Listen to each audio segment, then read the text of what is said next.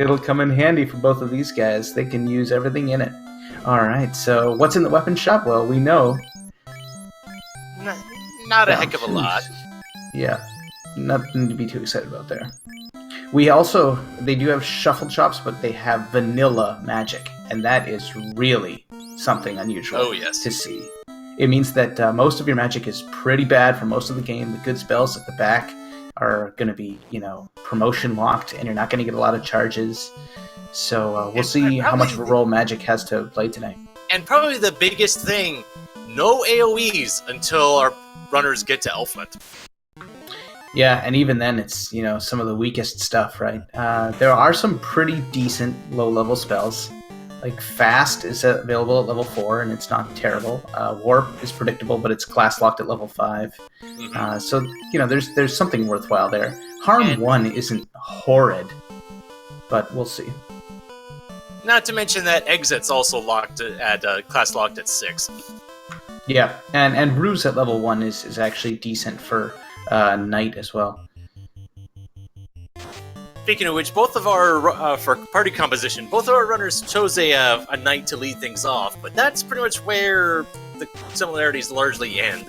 Regularly Puff taking a black belt and 2 red mages, while Lord of the Synth taking a red, white, and black.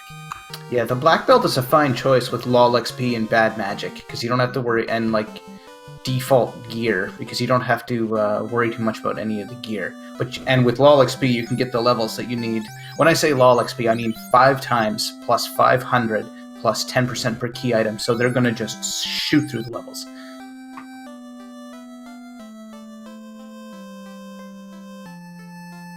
Alright, then Lord of the Synth is the first one into Temple of Fiends.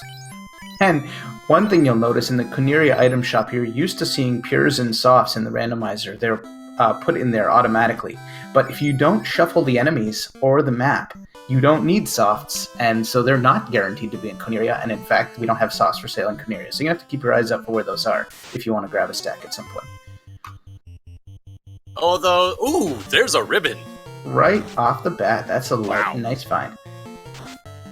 So, though really softs are, given that abilities and skills and such are vanilla, it won't really need to worry about softs very much until we get to places like Earth Cave and Ordeals or places like that.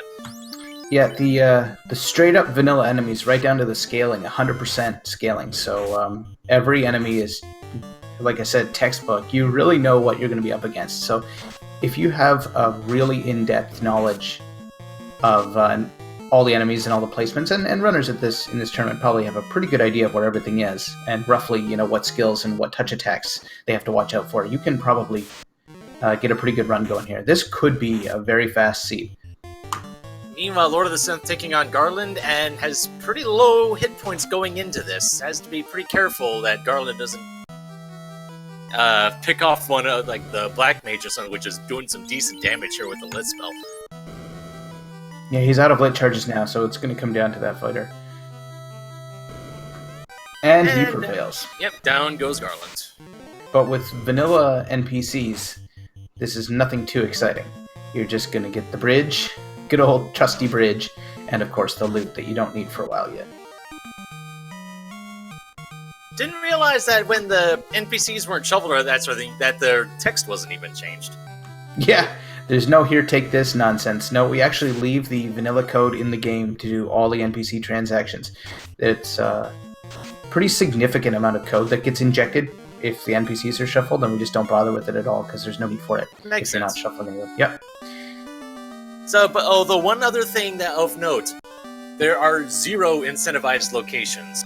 All of the various important items can be anywhere. Yeah, and you're talking about the ruby, you're talking about the floater. There's some important stuff to find. Would Sarda still have the rod under these spikes? Yeah, vanilla NPC. Sarda's going to have the rod, okay. So... but whereabouts that ruby is, if treasures are shuffled, could be anywhere. So, basically the main things that they'll be hunting down would be, ruby, possibly, floater, tail, adamant. Well, adamant could be helpful here. The slab. Yeah, there's some gear to find. I recall 4 loose items from the inaugural FFR tournament. That one of the first tournaments we watched that got so many of us into this game, like some time ago now, and they didn't have NPC shuffle back in that version. So this progression is very familiar to me. And the first thing you're looking for is how you're going to get through the canal, because whereabouts is your progression. The the crown being the first thing that starts off that crown chain, which they're going to pretty much have to complete in vanilla order, because they need to get the unless the TNT is loose in one of these chests. Yep, and in chat, Artea, our tracker for tonight, giving us a more complete list here.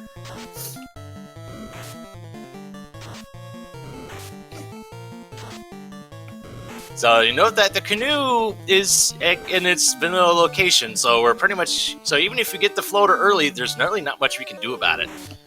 Right. You're going to see a pretty traditional path through this game. The way they've laid it out, they really want to make this sort of a throwback, and also pretty execution heavy in the sense that with so much known, all the magic, all the enemies, you don't have to... There's not a lot of... a luck in what you're going to run into and who's going to have nuke and all that business. You can route it very effectively. So one thing I'm noticing so far, Lord of the Synth is a bit farther in progression, but Gregory Puff is higher up in levels. So we'll see how much that makes a difference later on. And yeah, we were talking about quality low-level spells. We should never forget Temper. It's yes. a gem at level 2. Of course. On the white magic side, not so much. Not so much.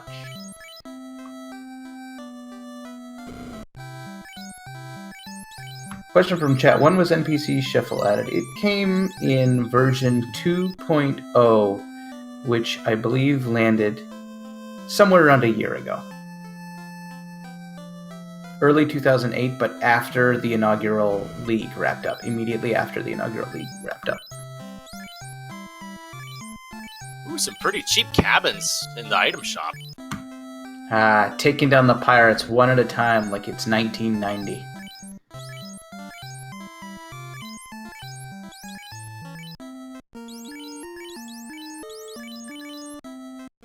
Let's see if the red mage can survive so it can actually get some levels.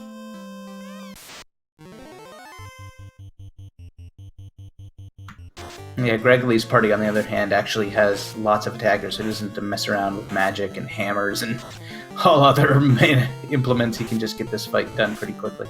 Oh, He's yes. also got... he shouldn't have any problem here.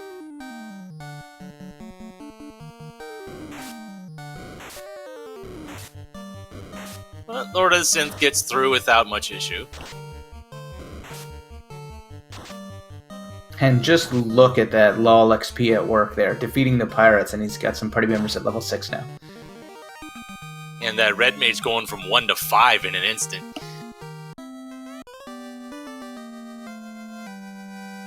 Yeah, but cheap cabins, cheap heals, cheap pures, gotta love that.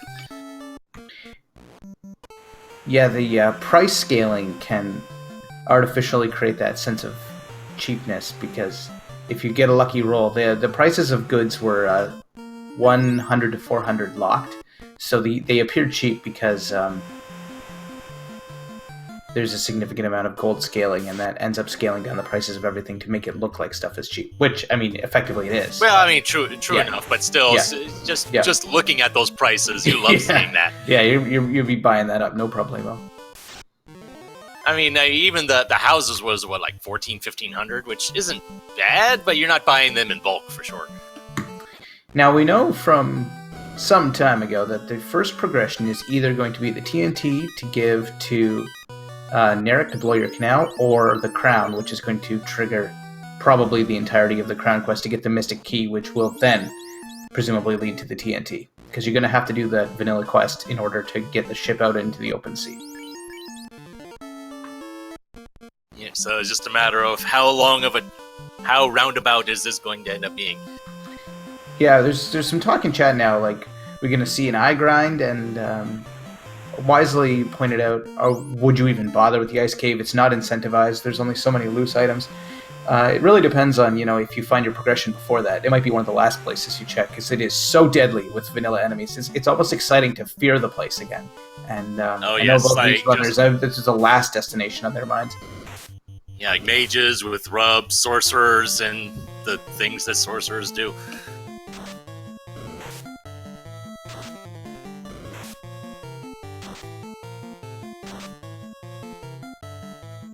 And Gregory is accosted by some highwaymen on the outskirts of the dwarf cave. Lord of the Synth trots past and in. And for the moment, our runner is virtually neck and neck here. And, well, there's the floater. Okay. It's nice to find, but it's not going to do anything for you until you've got the canoe, and you're not going to get the canoe until you get out to the open sea and sail over to Crescent Lake, so while nice to find, it's just a tease at this point. Looks like we're headed to the Marsh Cave. Okay, so just to make sure they don't have to kill Lich first. Oh, that is an excellent question. They did disable an early item. I believe it was early ordeals that they turned off. I believe you can still get an early canoe. Yes, I see early Sarda and early Sage checked off on their flags, but early ordeals was disabled, meaning you can't go to ordeals without the crown. But it looks like they're going to probably find the crown in the Marsh Cave, unless they find the TNT. So we shall see. The jury's not out on this adventure just yet. And even then, who knows? Well, there are quite a few chests in ordeals. That could be a decent play. Yeah, it's not a long dungeons, but they actually did shuffle the ordeals pillars. They wanted vanilla, but they couldn't bring themselves to go with vanilla ordeals. It's too easy. When you know how to get through it, you can dash through the place very quickly. So I guess they both thought better of that and kept the pillars shuffled.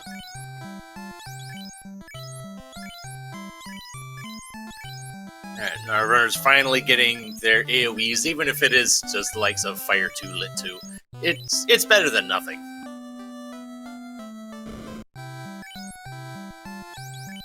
And who knows how much our runners are going to be investing into stuff like your level 3 elemental spells. Who knows if we'll even be seeing how much a priority they may see when even finding the tail and promoting. With Despair, Lord of the Synth pops into the level 4 white magic shop so bad. Ice 2 and Fast, on the other hand, pretty good magic. Oh, yes. If you want to, you can even play around with Confuse when fighting Carrie later on, but maybe not necessary. I believe how Confuse works when the enemies hit themselves. Don't they just hit themselves with, Fire 1 or something like that? Yeah, they do hit themselves with Fire 1, but Carrie has a tendency to stay confused, and that can make that fight a lot easier. But with vanilla Carrie, it's hardly a concern, so I don't think you need to bother.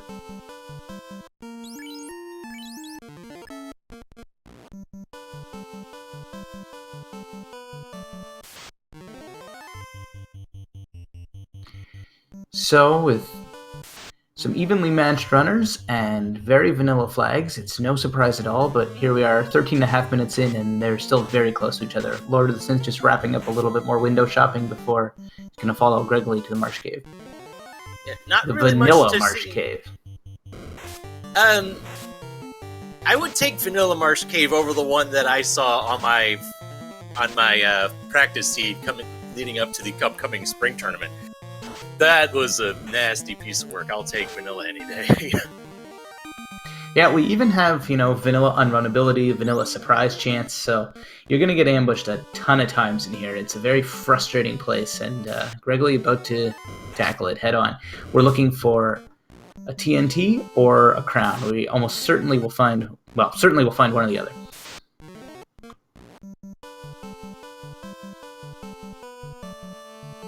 And let's just hope our runners are probably hoping that they find it before they get to the crown chest, because even with LOL XP and all that, vanilla wizards hurt.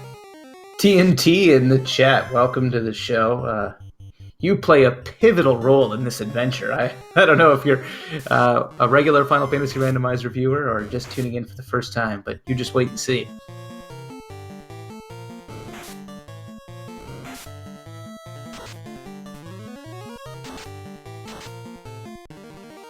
Alright, both runners choosing to head up to the top side first. Check those 3 chests. They're a little easier to get to than the other ones, but it's sort of despairing because there's only 4 shots up here. First we get a tent. And goodness, if there's nothing here, you can always just reset back and head down.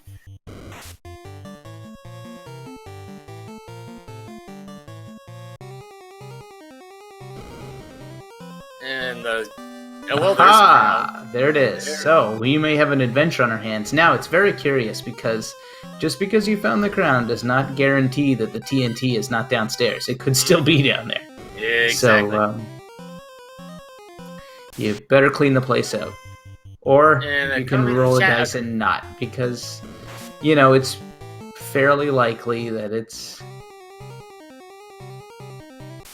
in Connery Castle or one of the other keylock places. And there's a comment in chat that there's a 50-50 chance of TNT being useful. Is there a situation where you wouldn't need the TNT? I don't think there is. No. The TNT is definitely required because we have vanilla NPCs, and you need that canal to get the ship out of there, and you need the ship to get to the canoe, and you need the canoe to get to the floater, so, among other things. So we will definitely need that TNT.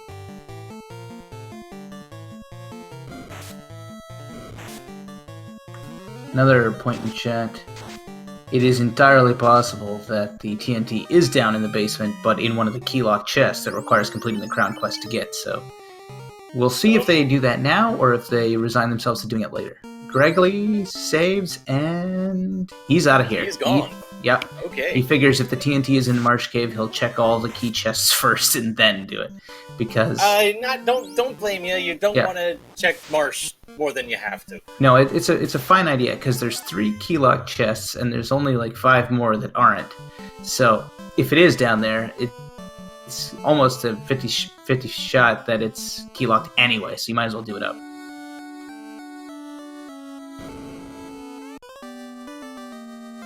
So with Vanilla Astos, I believe he leads off with Rub, yes? We'll see if that... Astos? I thought this was the kindly old king of the Northwest Castle. But no, it's the Dark Elf all along. Yes, he leads off with Rub, and younger me... When I was a kid, I didn't really buy into that whole thing, but oh well.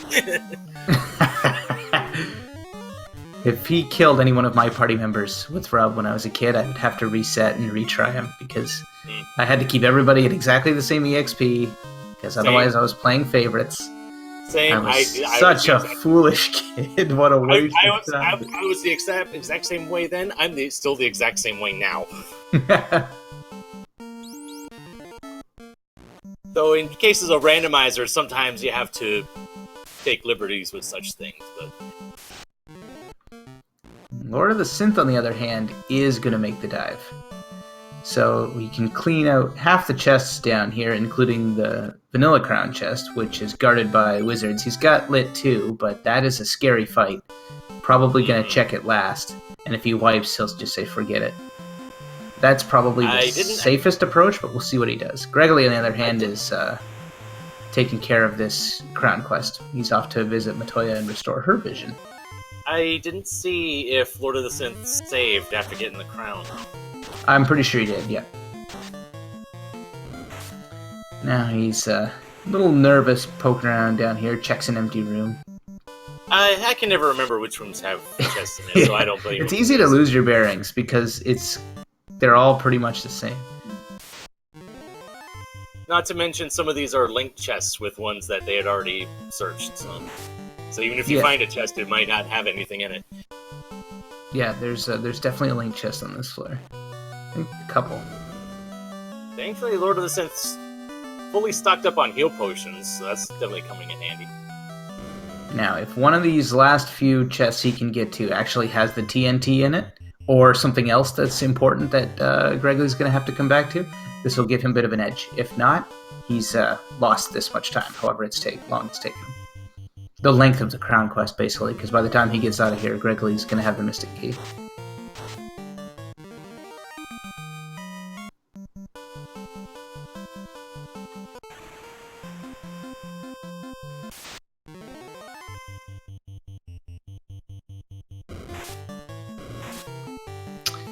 Number of chests winding down. Oh, he's going to take on the wizards. There's only 3 of them. It's not too bad. He's got to use those lit 2s. He doesn't have lit 2 on his red mage. That is a bit of an oversight. Or on his black mage. This fight got a lot harder. I wasn't paying attention to the prices of the bells. I'm thinking lit 2 might have been pretty expensive compared to fire 2 or something. It's possible, but lit 2 has one critical use in the vanilla game, and it's taking down these wizards, so Yeah, it's a bit of an oversight to come here without any charges at all.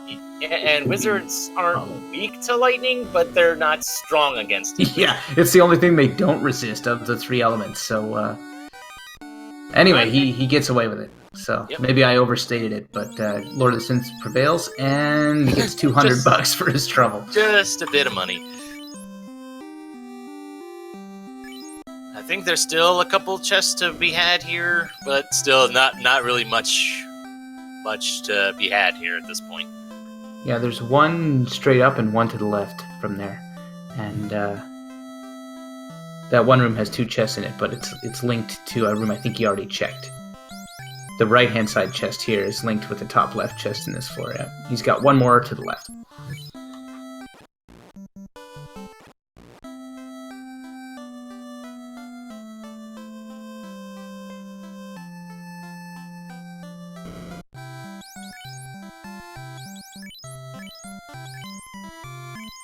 Gregory picking up a house, moving up in the world. He's a homeowner now. In fact, he now also has a rental property and now a cottage off to on the shores of Elfland Lake. Last chest, $800. So a bit of a bust for Lord of the Synth's basement dive. Yeah, but he's walking it out though.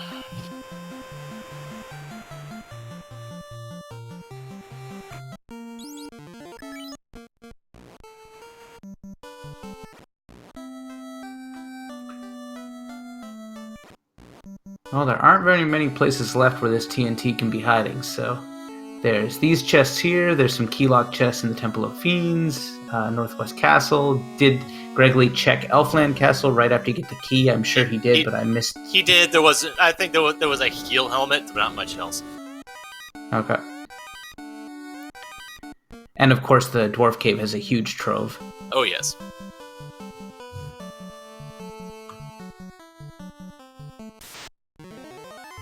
Hey, these scums are not leaving Lord of the Synth alone. He doesn't want to wipe here. Doesn't want to wipe, pardon me, because he did get some decent money and stuff, but it wouldn't have been the end of the world even if he had.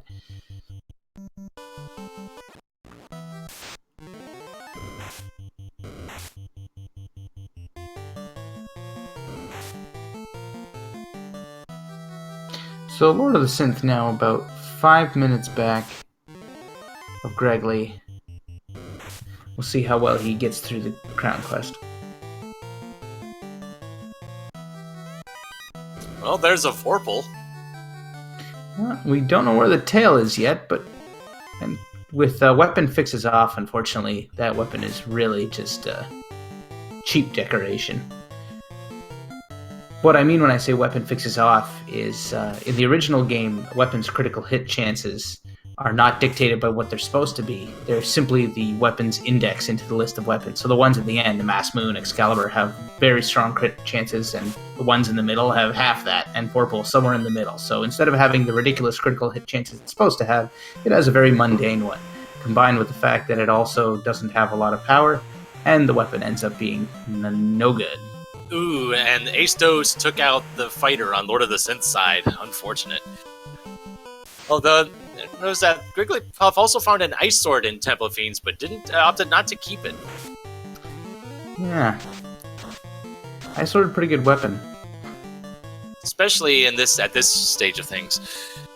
And not to mention that could be used by the fighter or one of the red mages. Yeah.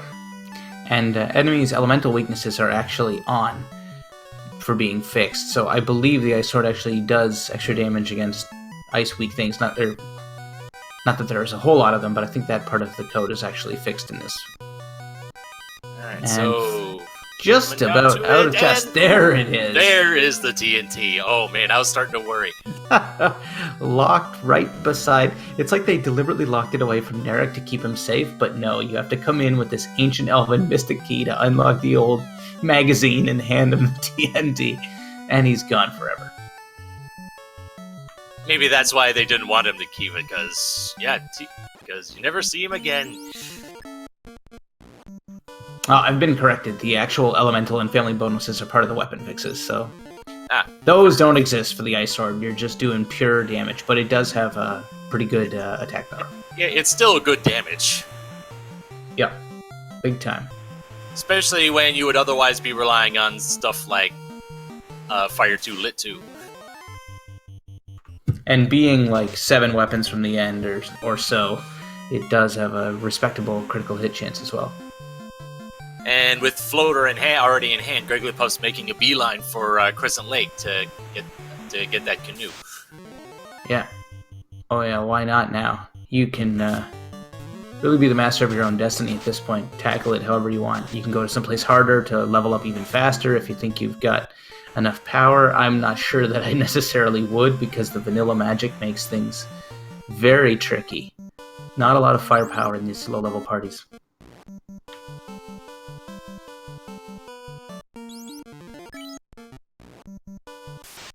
Comment by our tracker Artea. Surprised that Grigglypuff didn't pick up Fire 3. You might swing by Melman to pick that up after getting the airship. Yeah, I think he's got one-track mind. He knows he already has the floater. It's just go time.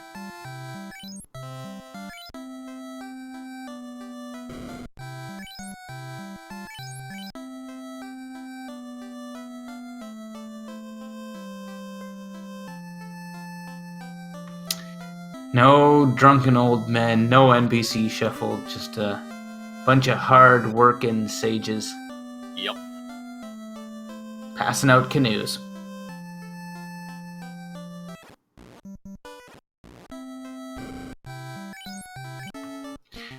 Alright, Melee, this is tricky. I don't know the answer to this question. Vanilla everything, including magic. You've got a pretty early floater, as early as you could hope for, immediately after getting the canoe. Where are you going? Little volcano dive? First step would probably be Sarda, because it's not that far, and might as well grab the rod now. Sure. My first thought might have been to clear out the Cardia Isles, because there's a good number of treasure there, and you might find some bit of progression to kind of steer you in a particular way. Ah, yes, the pillaging of the Cardia Isles. Such an ancient and cherished tradition. Mm-hmm. After that, maybe Volcano, depending on what I get.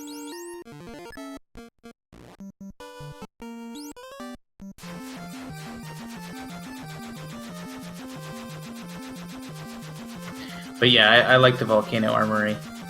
It's there's a lot of chests in there, and with all the fire tiles, it's not too hard to get in and out of. But the thing with that is, if you start pillaging the volcano, then you get all tempted to grind a few more levels and take on Carrie, because, well, it's vanilla Carrie, what could go wrong? And then somehow something goes wrong and you end up wiping and losing a bunch of time. Well, it looks like Gregory is heading towards Volcano. Well, I hope I didn't commentate or curse the heck out of him with that narrative, but... Hey, I was contemplating cons on diving Volcano this early, so I should feel thankful that I kept my mouth shut on it.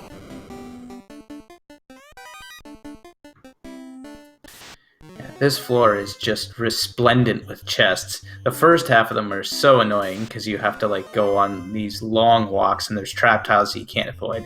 And then the second clump of them are just heaped in a room. Like, whoever was, like, tasked with hiding the chest, like, make sure it's easy and not easy. I want those light warriors to be all exhausted from doing all the treasure hunting before they get down to me.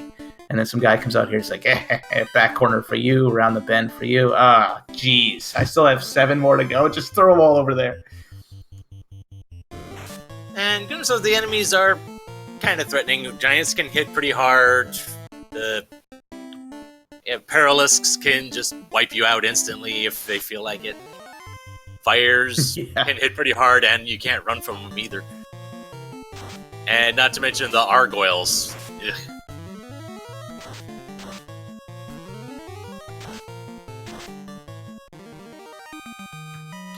This time he does have Ice too, which makes nice short work of those fire elementals. Not impressed with the Silver Axe though. He's just going to reset out, get his charge of Ice 2 back, and carry on. Yeah, it's just largely money, and that I think there was a copper bracelet in there too, for whatever that's worth. Meanwhile, back at the ranch, Lord of the Synth has his mystic key. He's going to spelunk Cornelia Castle. And he's not going to find much of worth. We'll see if he even keeps it or if he just resets out. If he walked out of Marsh Cave with the stuff that he got, I'd be surprised if he doesn't seem like he had the sort to reset out of much. That's you make a fair point. Although he decided not to check Temple of Fiends, though. Yeah, the Temple of Fiends chests are such a pain. There's only 3 of them, and they're trap tile guarded, and one of them you have to hit the trap tile twice. Ugh. Who needs it? So that little quick gambit, that attempt to save some time by crossing the fingers that it's in Dwarf is going to pay off, because we know that's exactly where the TNT is. Oh, yep. Meanwhile, Gregory finishing things off down here.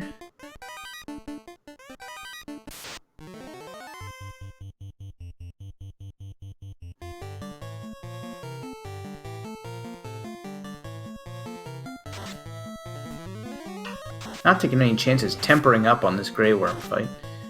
Yeah, it feels weird using a hat and seeing someone getting tempered in a non-boss fight. Yeah, it's pretty serious. He's got tons of charges to temper, though, to be fair.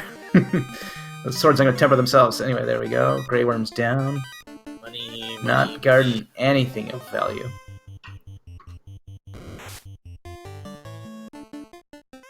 Oh, there's a slab. Ah, that's nice. Not one your opponent is going to miss, though. So you find that and you're like, yeah, well. And the power gauntlet Now, the as power well. bonus is nice, too. That is very good. Lord of the Synth breathes a sigh of relief. The gambit pays off. He's got the TNT. Hand that off to Narek and carry on. Now that both runners are successfully through that initial mystery, it shouldn't be long before Synth has his airship as well. And at that point, you can really close the gap if your opponent makes some bad moves, goes to a dungeon, wipes a couple times. Speaking of going to a dungeon and wiping, Argoyles. Wow. Not to be trifled with. Bang, bang, bang. Critical hit 14. Ah, gets out of there. Whew, that's close. Not gonna bother with the house. He's got an airship. Just gonna fly to the clinic. Yes. Dodges a big-time bullet. That would have cost him a good, several minutes. Would have helped Lord catch up, but no. He escapes. Yes, TNT, your critical role in this narrative is done. And whoop, there's the vendor item in Crystal Lake in the bottle for about 16k. A little steep for this point in time, but we'll be back. Oh yeah. Won't really need it until we're ready to head into the Sea Shrine. Meanwhile, Gregory Puff is looking to head right back into the volcano and dive even deeper. I said something about this. Going into the volcano, grabbing all those chests, thinking, well, I might as well just grind some levels and take on Carrie. Well, hey, at least he went out and saved after clearing out the armory. At least he did that much. Oh, yeah, apparently, according to Chad, apparently he already bought the bottle. Ah, well, which no might wonder. explain why he has as much money as he has. That's why they pay us the big bucks, Melee. Oh, yes, of course.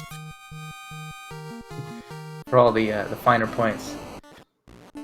Darn cobras and scorpions on the outskirts of Crescent Lake. Slowing down Lord of the Synth just as he's about to get his hands on his canoe and his floater. I noticed that Lord of the Synth still didn't get lit too. He got Ice 2 though. So that might come back to bite him for point in Siege Shrine if he doesn't have Lit 3 by then. Alright, so let's see what we've got for treasure here in this deeper part of the volcano. More cash. More cash. And the fact that he found the place is just... And the fact that he found this slab before finding... And there's the adamant, too. Found the slab before even visiting Melman, that'll be able to check the whole town in one go.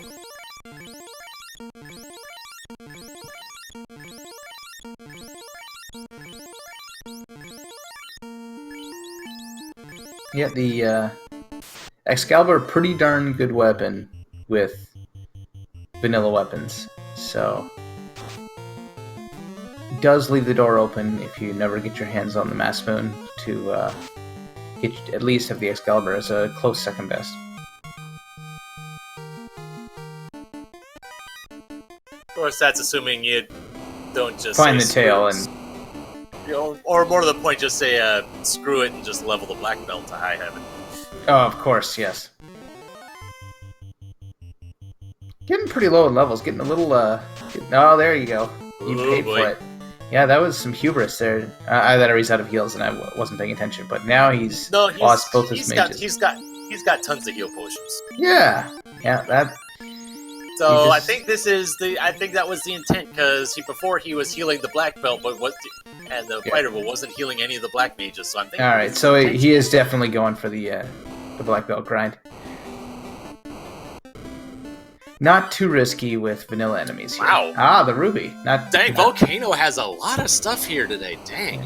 The ruby particularly pointless. I don't believe Titan's Trove is on, so you could simply backdoor the Titan if you wanted to raid those 4 chests.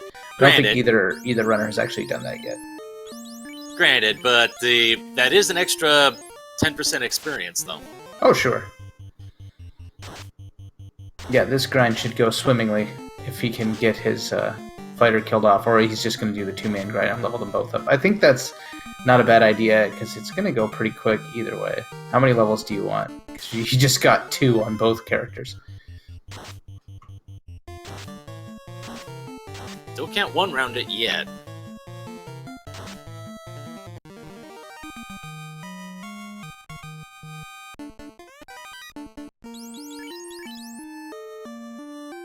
What's he gonna do?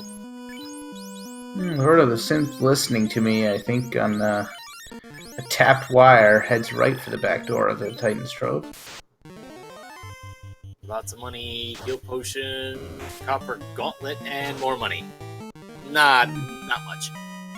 12 grand, but says no thanks. That's the one LordoftheSynth chooses to reset out of.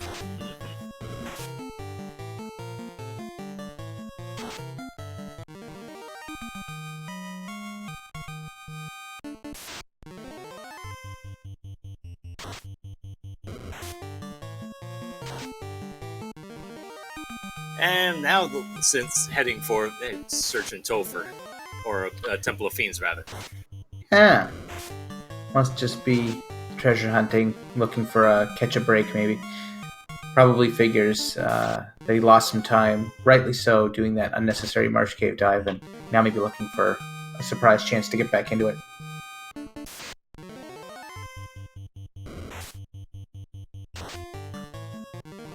Little does he know that Griggly already checked these chests.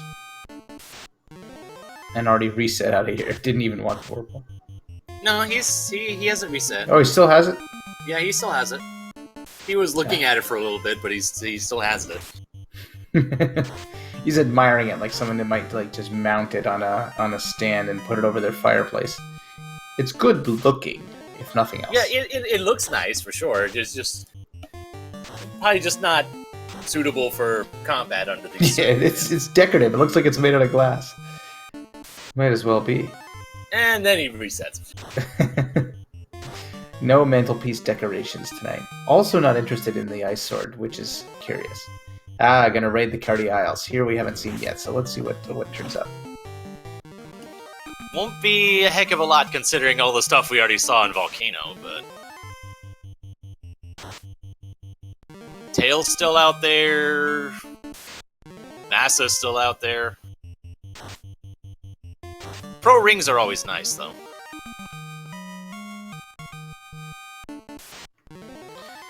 Save you the effort of having to buy one.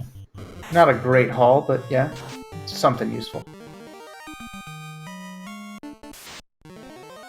Meanwhile, Gregory is knee-deep in Agama carcasses over in the volcano. He's got quite a few levels racked up now, up to level 29. Up to 29, wow, yeah. Yeah, at this EXP growth, it's just uncanny.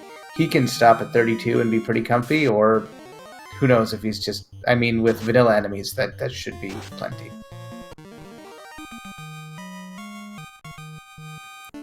He could even stop now and be assured of reaching 32 inside Temple of Fiends, but not taking any chances.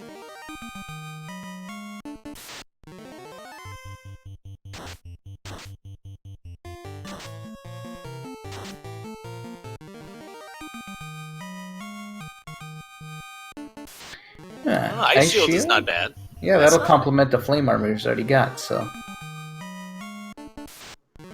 That works.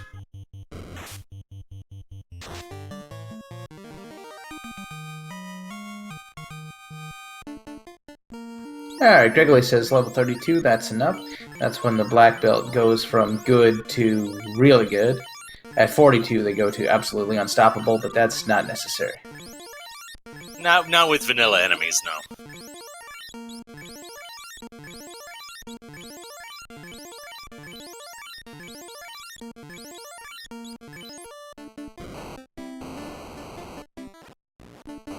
And our first look at level 5 magic. Oh, right, vanilla magic.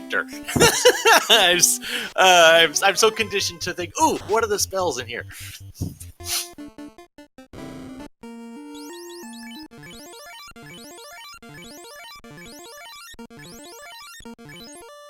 Gregory Puff's not checking the flame armor chest, given how much good stuff we've already seen. Wow. I think that was pinpoint accurate on the damage count, wasn't it? Why do more? Seasoned veteran like that knows exactly how much damage to do. Yeah, well, yeah, whatever he gets the job done.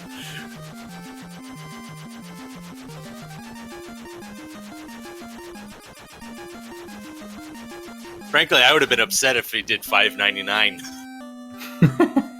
That sounds like the price of a PlayStation 2 when it first came out.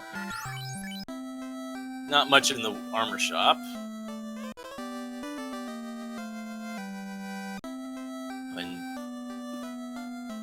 Learn this ancient language that nobody speaks anymore.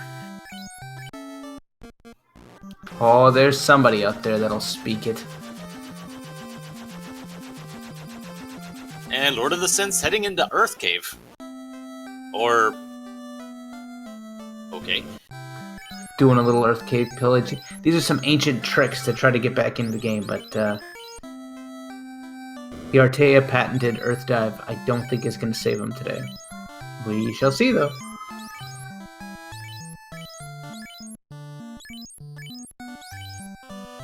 There's another ice armor. Nothing wrong with that, except he's already got flame armor and ice shield, so he doesn't really need it for anything. Right, yeah.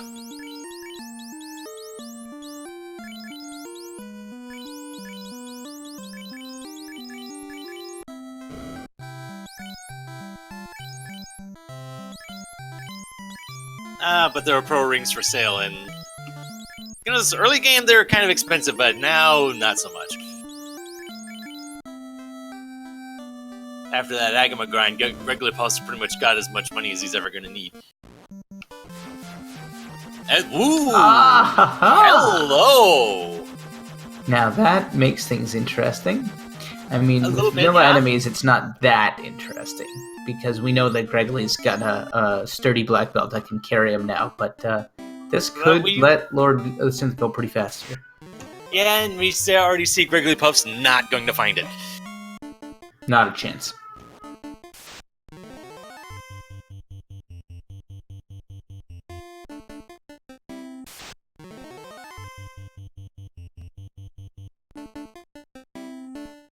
And a mage staff, that's not bad either.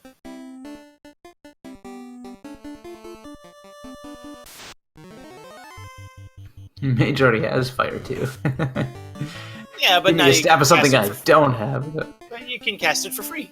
Yes. Like, put it on, have your white mage do it or something. Grigglypuff is just skipping everything. Thinking, nope, I don't need whatever is in here. Yeah, he's just about to lap Lord of the Synth now and light his second orb just as Lord of the Synth is in the process of trying to light his first.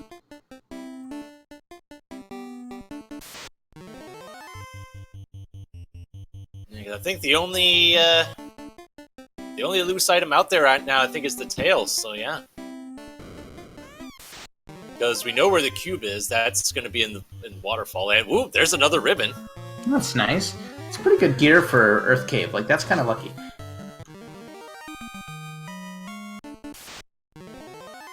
I mean, that's the whole point of checking the Earth Cave chest, because you got to hunch the other person won't.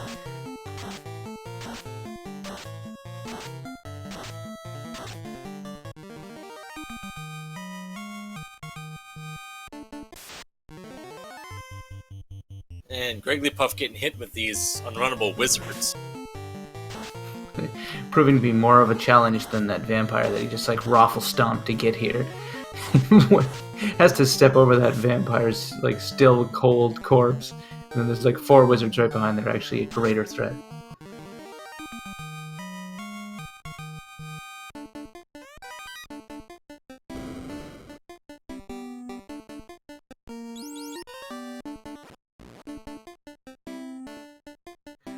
Now into the slightly darker underhalls of Earth Cave B4.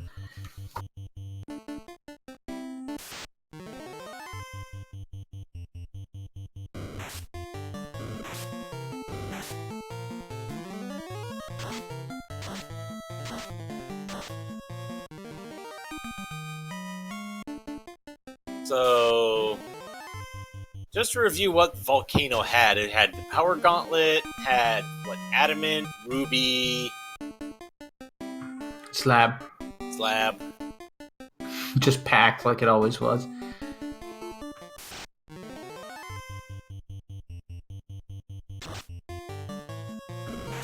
Oh, the Synth carves up an Earth Elemental. Massmoon's doing good work here. Yeah, though I think at this point, after the level grinding Grigglypuff did, it's probably gonna take a lot for Lord of the Synth to catch up at this point.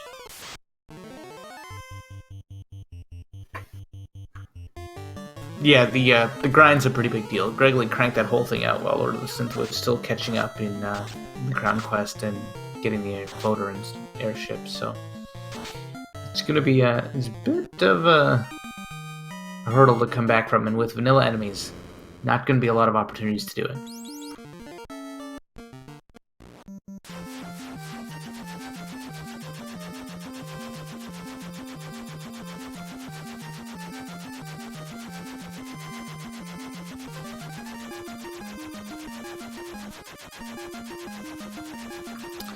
Alright, he's got Slab translated, but off to Gaia. Already has the bottle, so go ahead and pick up the Oxyale. Yep, there's actually some magic you could contemplate getting, but Ooh, gold bracelets in Gaia. Yeah, and cheap enough that he can outfit the crew.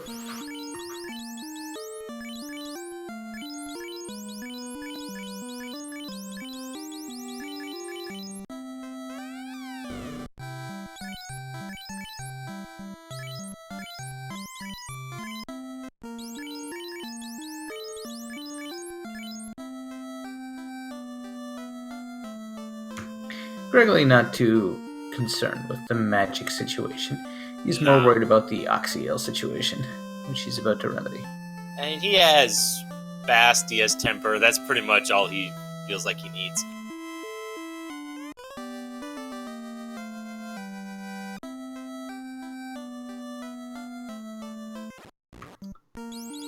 Getting the nice carbonated beverage from the ferry. Just like badly oxidized. It's like all stale, like it's been left out for days. I might as well stop. Who knows how long it's been at the bottom of that lake? Yeah.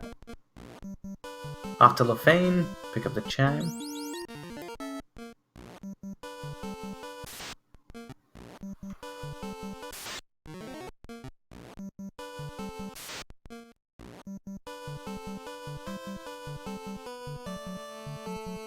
Wigglypuff, while he's in the area, decides to go head to the Fiend and get the chime. Yeah, do you figure he'll pick up the cube and take care of Sea Shrine while he's there to avoid traveling back and forth? Probably. That seems like the most efficient route to take. Get it done in order. It's actually, I mean, besides doing Volcano before Earth, this is actually fairly close to an in-order playthrough, and that's, frankly, just almost a thing of the past anymore, so good to see it working. Heck, even when I played Vanilla, I usually ended up... Granted, I found myself playing the Dawn of Souls version more often than not, before I discovered the randomizer anyway. But I always seem to do Earth, then Shrine, then Sky, then Volcano. Yeah, I'd always do everything I could to get the floater and stuff as soon as possible. I played the PSP version a lot. I felt I could blow through that pretty quickly. Once, which is the same as the iPhone version. It's got really nice sprites.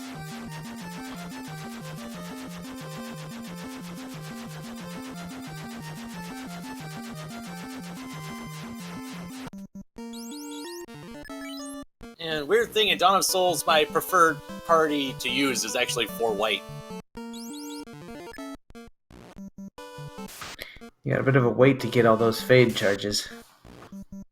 Well, the thing is, in the Dawn of Souls version, the intelligence stat actually matters, and when you use stuff like mage staffs and stuff, that actually factors in your intelligence stat. So once you actually get stuff like that with either 4 white or 4 black mages, if you want to do that, you just tear stuff up.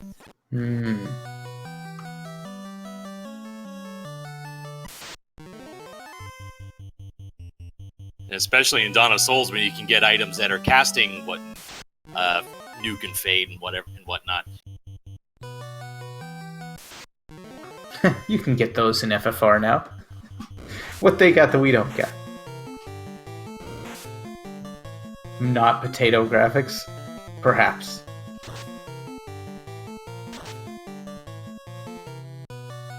Well, in Dawn of Souls, you get to fight Gilgamesh. That's when you start doing... Amongst other bosses from Final Fantasies 2 through 6. Actually, no, 3 through 6.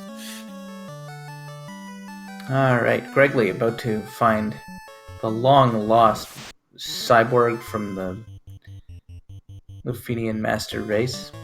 Get his hands on the teleporting cube.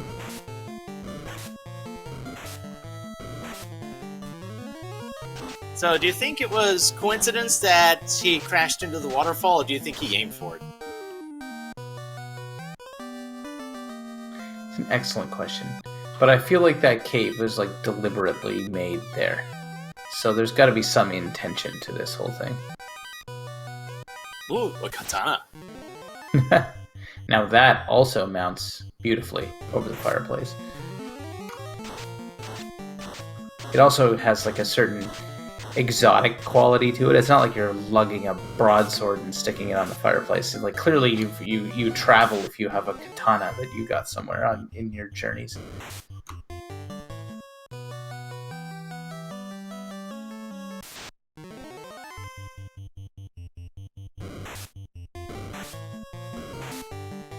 Lord of the Synth getting into the armory will find the good stuff. I think it was mostly the slab in this part of it, right? Yeah, I guess point out you could have both katanas over the fireplace, but kind of like a katana wakizashi combination thing. I could see that. Now the Tyro head has to be taxidermied and mounted on a different wall. Ah, yes, of course. Well, it goes mounted on the wall, but the katanas are put on a small bamboo stand that is fashioned by an elder master who gives it to you as a gift for... Do I have to explain everything?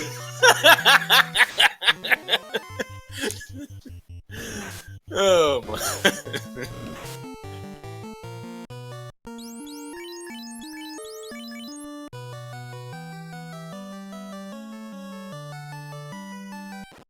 Alright, Gregley's out of there. Time to hit up the Sea Shrine.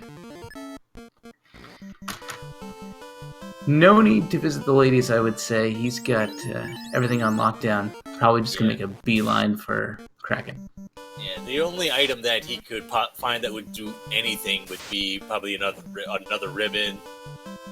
Even if he found the tail, he probably wouldn't make any use of it at this point.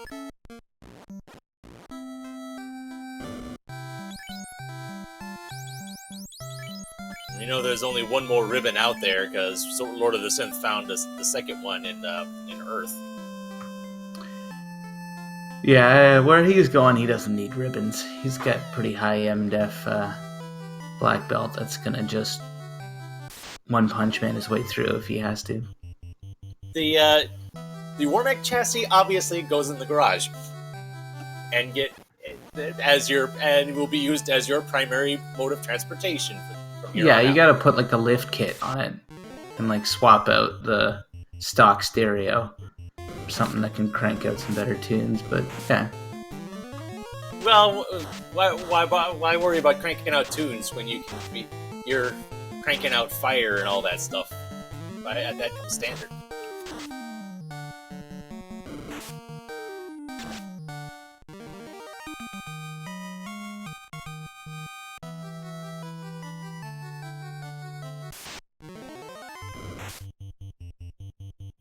Let's not cross the streams of intellectual property here.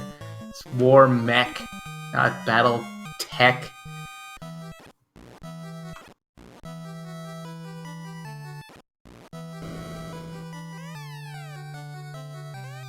Alright, Gregley actually checks those chests. Like, part of me is like, is he even? They're like gimmies, though. I guess gotta. Yeah, they're like right there. And if there ends up being something big there, you're gonna be kicking yourself afterwards. Nothing says I'm kicking butt, though, like not even bothering to check chests that are like right there. It's just sort of a like, eh.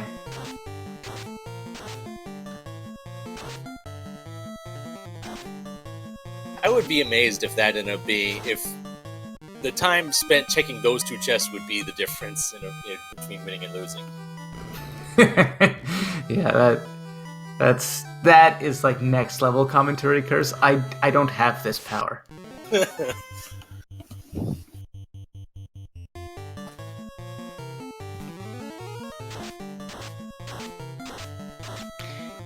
old trusty annoying ghosts. That is true. In the Chaos Rush match earlier, we did actually have a legit tie. And even though they left, like to the second, that was spectacular. They didn't even have proper legislature for how to handle that, so they had to like go off and then solve that problem as uniquely as the circumstances dictated. So I think they found an amenable solution. I think they're going to have an actual tiebreak runoff match, and that should be pretty exciting. So I think I read in the Discord they actually measured it, and it came out to like a difference of 0.3 seconds or something like that, which is insane. There's a bit of a human element there with any SRL race too, so you got to draw the line somewhere, and they said anything within that second, we're going to call it a tie, and I think they did the right thing, so that should work out. And that means we get another like runoff race, which is going to be pretty cool too. Yeah, it ends up being a pivotal tie for not only that match, but a subsequent one, because there was a tiebreaker between the two racers that impacted the scoring system, which then impacted who would advance to the next round, and it's really perfect. Yeah. Exactly the kind of thing that you would never expect to happen and made no rule for, and then of course happened. All right. And of course, if you did make a rule for it, it would never happen. It's like bringing an umbrella and then it doesn't rain. All right, Gregley Puff takes a swing. That'll just about do it. Kraken half dead. A little bit of over preparation here. The fighter is just like, my sword's broken. And a couple more tempers. Oh, this is gonna be ugly. Oh boy. 2,514 damage. Ouch. That would have one-shot Chaos. Yeah. That was pretty harsh. Ooh. That was completely and utterly unnecessary. But it's just sort of like an unrepentant bashing of Kraken 1. Well, I mean, granted it was Kraken 1, but goodness knows with enemies that are non-vanilla, goodness knows how much grief even Kraken 1 can give our runners, so that's a bit of catharsis right there, I think. Yeah, it's sending a message like to Temple of Fiends, like, you watch out, this is gonna happen to you. All right, as we tick over the hour mark, Grigglypuff heading into Mirage Tower now. Full-on go mode as he just storms through the remainder of this game. Let's give a little recap here. So this is a Highlander Tournament matchup, as you can read from the heads-up display right in front of you. It's a unique tournament format where the runners actually draft their flags right before the race, and there's sort of a back and forth element where one person can suggest flags, and then there's a veto process, and it really lets you play the meta game of trying to get flags you like and simultaneously that your opponent doesn't, to really play against their individual preferences and weaknesses should you happen to have that much information about them. What that means for this race is that we've got a lot of vanilla features because both runners wanted it that way. We have vanilla magic shops, completely vanilla enemies, vanilla entrances, floors, all that stuff. In fact, there's hardly anything shuffled at all besides the treasures and the shops. And Grigglypuff on the left has been virtually clinical, just burning through this very effectively. LordoftheSynth double-dipped into Marsh Cave to do a little bit of exploratory chest checking and has never caught up. It didn't pay off then, and he's still behind by that margin. Yeah, he's pretty much a dungeon behind at this point, having just finished off carry. Yeah, with vanilla enemies all the way through to the end, it's hard to predict a place where Griggly could stumble here, so it's definitely his match to lose at this point. Yeah, maybe if Kraken 2 decides to go ham on the black belt, but who knows? I'm not even sure if that would be enough. It's tough to say. Anything can happen, but he's looking mighty fine here.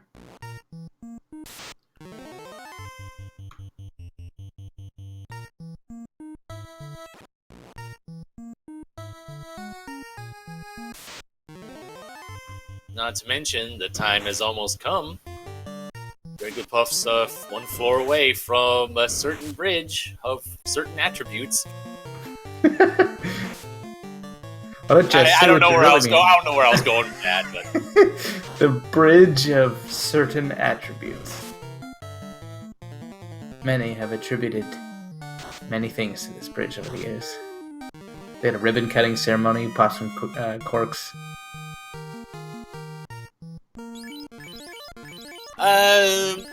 Artea brings up an interesting point. Yes, there is one certain encounter on the Bridge of Destiny, aside from the obvious one, that could give Grigglypuff some trouble if it decides to be it wants to be troublesome. Because not only do we have Warmech, we also have the Mudgall Sorcerer pack. And sorcerers don't really care what resistances you have. They can just kill you outright. Yeah, they are one of the scariest enemies in this game. Just boom, dead. Boom, dead. But not to mention it's at the bottom of longest or second longest dungeon in the game. So if you get wiped to here, you have to go through this whole place all over again. Yeah, the good news for Griggly is that he seems to be running into everything else. Nachos and oh, look at that. LordoftheSynth. Thinking about buying Nuke, but gotta be promoted for that. Mm-hmm. At least see how much it was cost. I think it was 27,000, which isn't bad. What about Life 2? Oh yeah, you gotta check the Life 2, which is 17K, not bad. Still no tail, so still no purchase.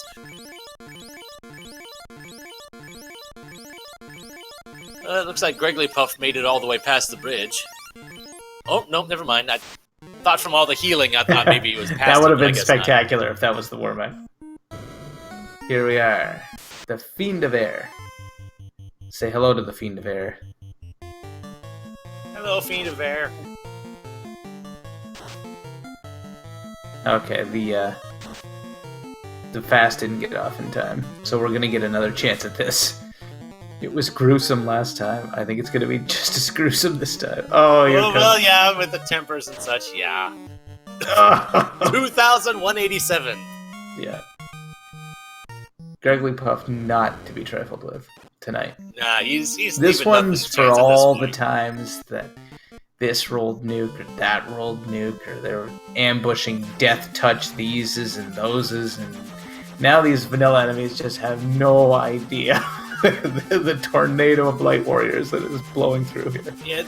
Yeah, they don't know how much we've trained for moments like this. Yeah.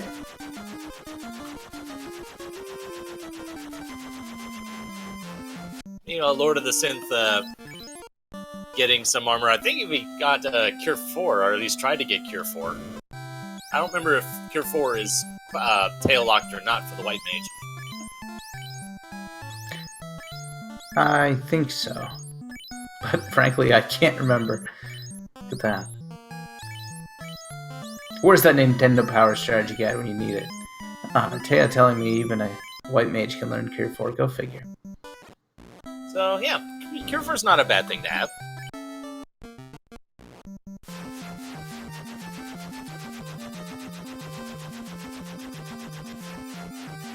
And just for show, he crashes into the temple a bit there. Smash it up. I don't even care. I got tons of airships. Here we go. Oh, actually, Artea apparently misspoke. Apparently it is fast locked. That means I was right. Well, I'll never speak of this again.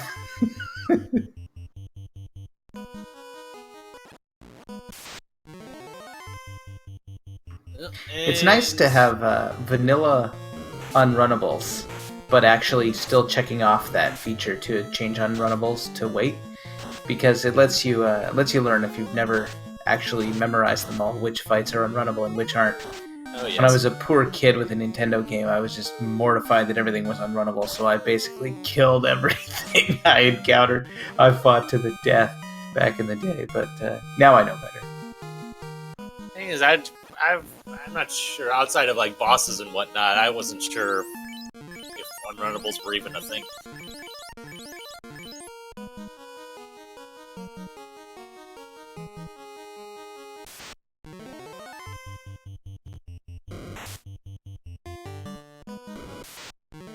It does seem strange that the game does have so many random things that are unrunnable, especially like on the overworld.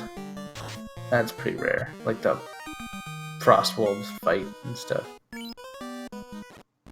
Frost Wolves run unrunnable? The Frost Giant Frost Wolf fight, I think. Oh, okay, yeah, that one, yeah.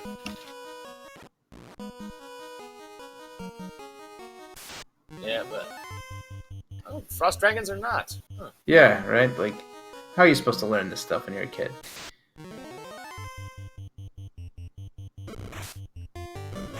Yeah, as a kid, I just simply murdered everything. I'm the Light Warriors, they're not. That's how you have a hope of getting to a high enough level. The game was brutally hard enough when you barely knew what you were doing. Oh, yes.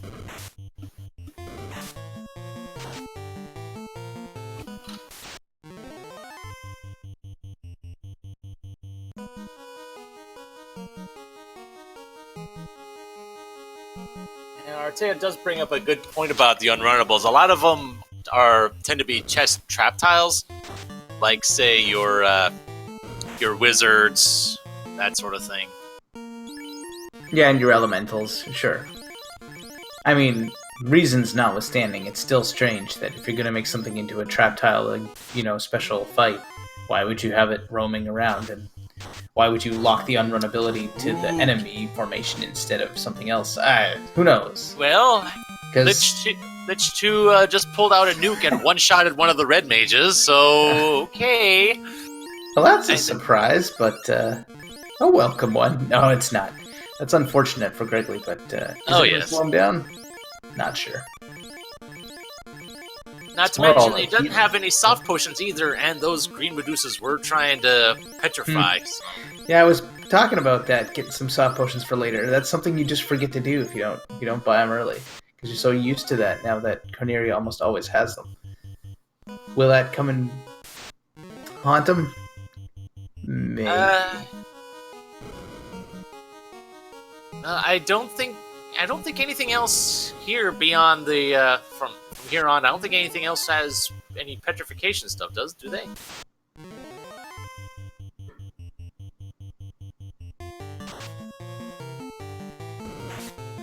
I'm not disputing that Nessir was a genius. But there were some mistakes made. Now, he was pretty much coding by candlelight in 1987 with, like, manuals instead of any kind of, the magic resources we have now to help us, but there are definitely some mistakes. Yeah, well, no game is perfect.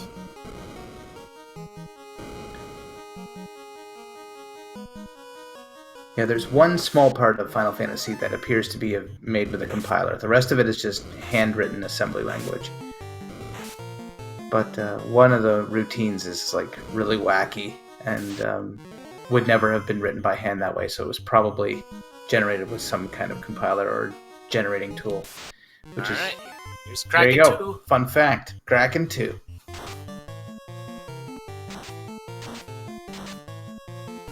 Decides to lead off with Lightning 2. Yeah, that's the strangest one in Kraken 2's arsenal, if you ask me. And, well, Gregley's a bit of a one-trick pony for the second part of this race, but it's a pretty good trick. Yeah, if just keep doing it till it stops working, honestly. Although now I'm starting to think, who does he have the ribbon equipped to? Doesn't matter.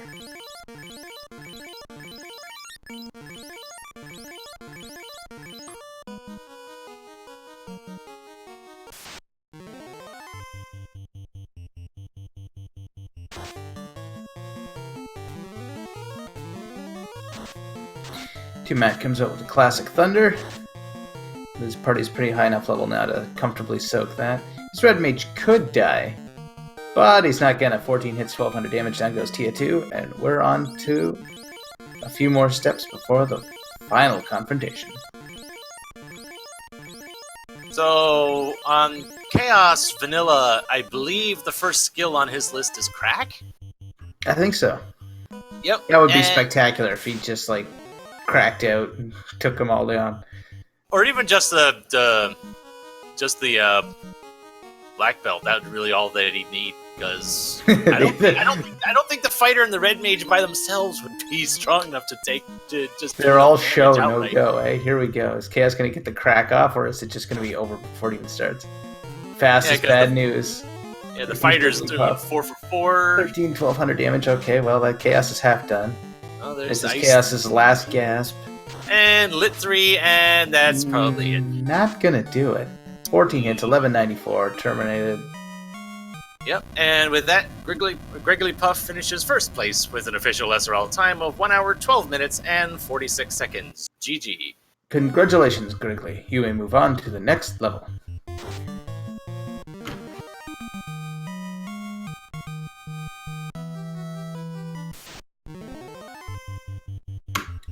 Gregory is going to move on to the loser's bracket round 2, where in the next round he will be facing the Joker.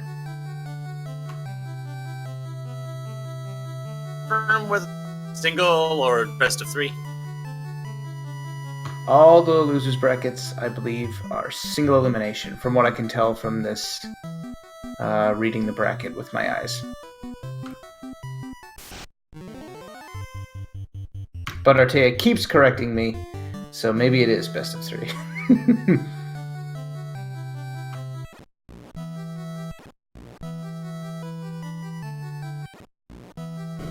Ah, I see. There has not been a fully completed best of 3 in the loser's bracket because people are dropping out. That explains.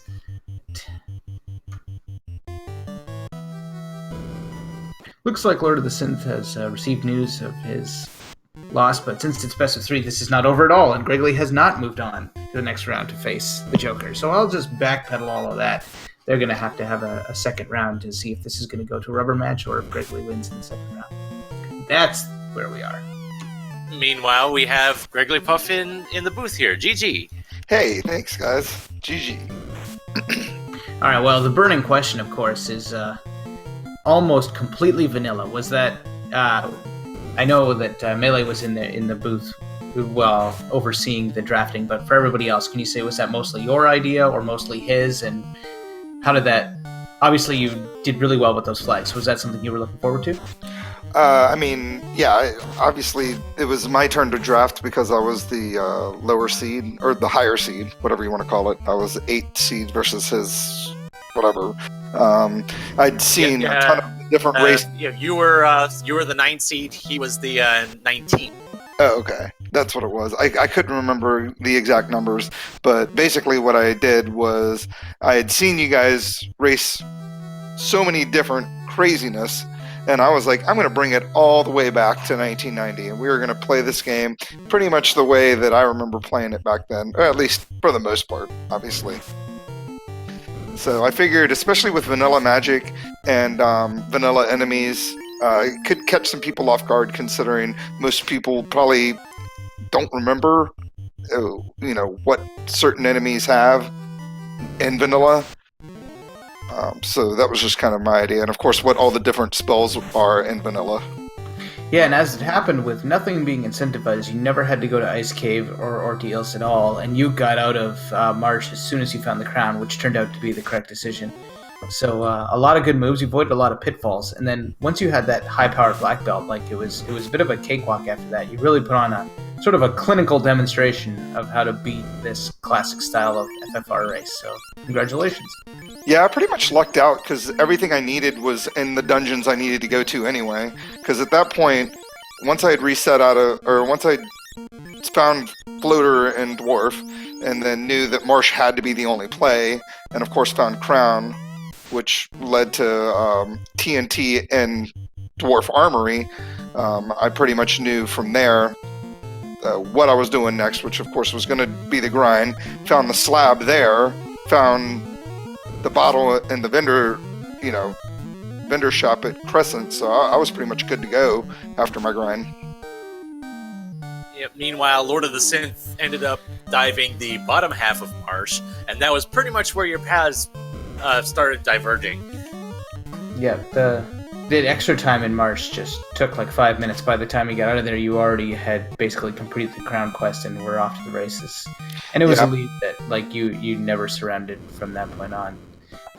So yeah, the decision obviously to keep everything vanilla, especially the spells, that was an interesting one because it basically makes magic pretty bad outside of fast and temper, which were the two things you were casting the most of towards the end there.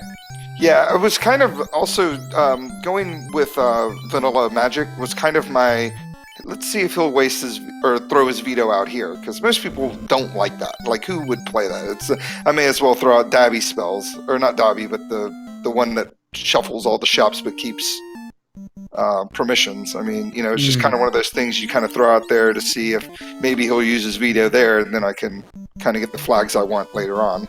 But he actually didn't veto anything. Huh. There you go. Did that make you nervous? I just was like, okay. Because that's a power play right there. Your opponent lays out some seeds, and you're like, I'll take it.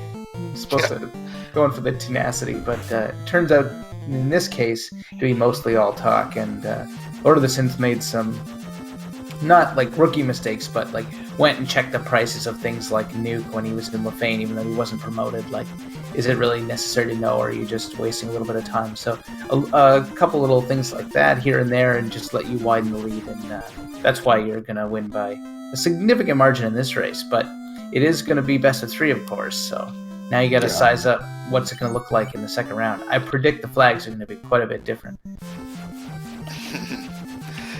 Yeah, I'm interested to see what he decides when we go for round 2. So, looking into what Lord of the Synth found that you did not, he dove through, he checked out Earth, found the Masa in floor 1 and a ribbon in floor 2. That's awesome. Did he ever find, obviously he never found Tail because he's still unpromoted. No, he did not. Yeah, Massa would have been good. I mean, I found Vorpal and Ice and Locktofer and exited out because I thought it would just be quicker to not bother, especially since I wasn't going to go out of my way to find the tail. I wasn't checking any more chests once I realized I was kind of in go mode as far as my items were concerned. And while Massa would have been great, I mean, between 32 and what level was my black belt at that point? Like 38 or something? I mean, it was I don't think the fighter was going to put up that kind of damage, even with the Massa, or even with a Vorpal. So against Kraken 1 and Tiamat 1, we happened to notice how much you were buffing the black belt. Were you just was this supposed to be catharsis for how they might have treated you in past seeds or something? You absolutely obliterated those poor bosses. Which one did I think it was Lich that I hit for like 2,500 No, or something stupid? you hit Kraken 1 and Lich 1. You both hit for over 2,000. After even softening them up, and Carrie, you just like one punch to precision for a Precision 600 hit points. I saw that. I was like, right on the money. Yeah, it's like I was thinking I would have been upset if they would have only done like 599 or something. It's like, oh man, God, really? Not that turn order was like a terrible thing, but did you guys notice how my black belt went first every single time before the buffs would go off in Topher? I was just like, good lord, can I just... It was just wasting time. I was like, I could have beaten this like 10 seconds earlier if my red mage could have gotten fast off before he attacked. It's always hard to predict if you're going to be like way ahead or something, but did you feel like you were leading? Like, were you happy with how your race was going throughout it? Oh my gosh, yes, absolutely. I mean, if you can avoid places like ordeals, ice, and you can just like basically not have to check chests and sea, sky, and earth. I mean, the only thing I could think is like maybe with the XP scaling, depending on the party that he decided to choose, maybe he was just on board with me, because pretty much everything was in a spot that you would normally check. You know, Slab was in armory. Yeah, it's not like you were gonna find something that he didn't find, because you were, like you said, you were pretty much on the rails of all the stuff you have to do anyway, and it just so happens that actually put you in go mode without hardly any effort. And, yeah, and for the record, Lord of the Synth's party choice was fighter red, white, black. Yeah, which was we thought that might be a mistake because the magic is just vanilla magic is just so bad. Yeah, I think that really. I mean, he mentioned it in S Speedrun Live chat that he's like, oh no, like, and I don't think he realized until we started that maybe magic wasn't going to be so good. I mean, like you said, I mean, unless you're grinding your mages up to like the 30s, they are not going to be. And you have tail, you're not really going to get that good magic from those guys. I mean, at least he has a fighter that's swinging Masa. Yeah, and that's of course always going to be helpful.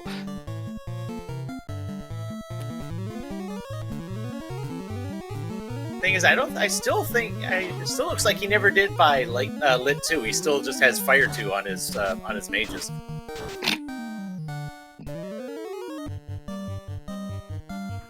Yeah, vanilla magic is such a pain in the neck, and all the best spells are in all the shops, and you forget where they all are because you like never check them. Once you play enough FFR, you're like, wait, where the heck is Lit 3 again? Where is Ice 3? Yeah, and then like you said, all the good spells are just they're either class locked or they're just such a high level. Like Brack is like level 7, I think, in Onrak, and Quad X is level 8, and Gaia. Yeah, You're not so gonna even get charges of like warp or exit until after you can really make much use of them. So until promotion too. I mean, you can't even use warp or exit until after you find tail. Correct. And that is Tiamat down for Lord of the Synth. Alright. With a little bit more polish, you should be heading off to Temple of Fiends Revisited. Probably need to stay at the inn, stock up on heals. And another thing that Lord of the Synth did that I don't think you did, Lord of the Synth cleared out the Cardia Isles, which I don't think you did. No, I didn't even... No, you were already in go mode by the time you were...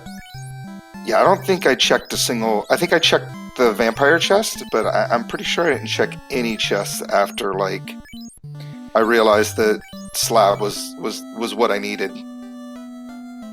Because it's still, like, even though I'm familiar with the vanilla game, it still takes me a second to, like, go, okay, alright, so Robot's going to give me Cube, Slab's going to give me Chime, Rod's from Sarda, alright, I've got the key, am I good to go? You got to think for a second, you're like, alright, cool. And the last 2 chests you checked were 2 in the Sea Shrine that you pretty much had to walk right past anyways. Yeah, so we were making fun of that. Yeah, I mean, what if Masa or another ribbon was there? Yeah, I mean, it was worth it for the ribbon. Exactly. I even said outright that if there ended up being something big there and you just walked right by, you would have been kicking yourself afterwards.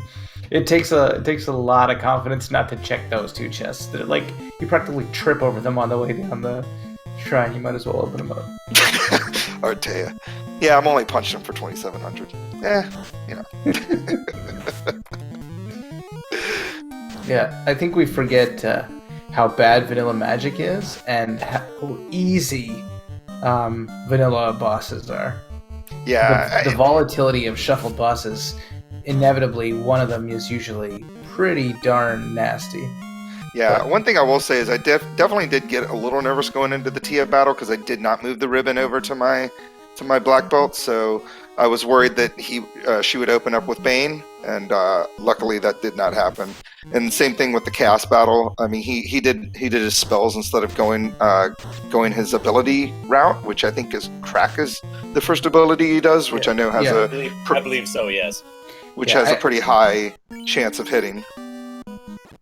Right, I should point out that the vanilla enemy is easy in the sense, especially with like LOL-XP. I mean, they're always going to be less volatile than when you start shuffling around and stuff, but absolutely. If you can get to insane levels just as a matter of course because you have the XP crank so high, then it becomes pretty... Yeah, and I'll have to say, my Topher dive was pretty lax. Like, I didn't run into that many unrunnables, and there's tons of them down there. I didn't hit the earths, I didn't hit the waters, I didn't hit the fires. I think... Yeah, did you even hit poison dragons? No, I could not believe that. I hit Badmen. It was like a 7-pack of Badmen, and luckily I was able to... Oh, he's going the wrong way. Yeah, you're going the wrong way. It's alright. Sorry. He'll figure it out. But... Yeah, I mean, like this battle, I could have hit this battle. I think I only hit like a couple of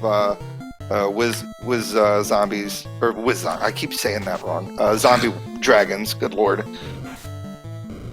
And I did get a little nervous when I hit that pack of wizard vampires, and they just started unloading on my people. I was like, whoa. That's the Twilight Cosplay Club. Yeah, exactly. And they were you at all concerned when one of your red mages went down? I was pretty upset about it because I was like, all right, one guy has 401, he's not going to die. The other one has like 489. I was like, that nuke's going to have to roll really high to kill him. And sure enough, you mean like 389? Yeah, exactly. It was like right on the money, if not like a few hit points more. And I was like, seriously, come on. And of course, I knew it was coming, and I was like, well, is he really going to go turn order on me? And sure enough, first move he does, nuke. Like, classic. Classic Lich 2. That's the worst part of Lich 2. His 500 hit points don't really matter much.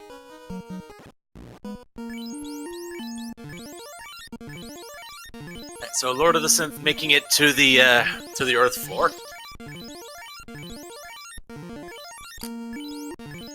I believe he has his ribbons on his fighter and white mage right now. Good. Since he did go out and get the life spell, so he's able to. I think he already had to revive the black mage once, unless that was back in Sky. I forget now. Yeah, I don't think I even got level 5 magic, and to be perfectly honest with you, once you start talking about red mages, I get a little fuzzy on what magic they can use. So I couldn't remember if red mages could even learn life, or if it was like one of those class 1 things. Wizards can. Oh, red wizards can. Yeah, just life 1. Yeah. Yeah, I always remember that they can learn that, and they can learn all of the level 3 black magic spells. Yeah. But they start running out of good magic after that.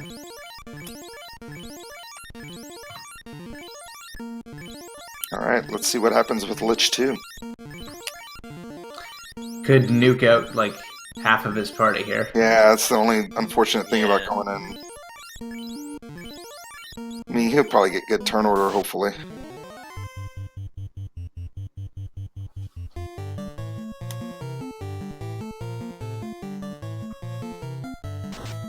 Oh dear. Oh boy. Oh wow. That was gruesome. Okay. Lich is not playing nice today. Man, that was nasty. You should have some life on that. Yeah, he's got life charges. Yeah, I think he has 2. Well, he had 3. Got one left. Because Cure 3, of course, Cure 3 and Harm 3 have to be on the same level, but hey, it's vanilla spells. What do you expect? Yeah, every other level is like packed. It's got a cure, a heal, a harm, and something else, and then the levels in between are garbage. Yeah, that's really the worst part about vanilla magic on the white mage specifically is that 1, 3, and 5 are like stacked, whereas 2 and 4 are like, oh, let me spend $4,000 for pure. Yeah, right. That'll pay itself off. Yeah, exactly. You poison like 10,000. Well, hey, you have level 4 charges. You might as well use them. Yeah, the only thing you need is that A-Ice for your first Lich battle. Yeah. Since you're not going to have ribbons, and he could probably pretty much take you down with that if you don't have enough levels. But other than that, yeah, level 4, pretty worthless.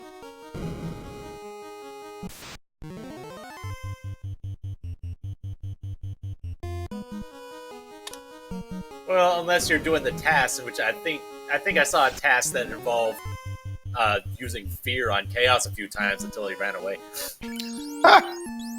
I remember the first time I found out that fear worked, or like all their statuses worked on Carrie, and you can like fear her, and she just run off, and you're like, oh, what? Or confuse her, or do whatever.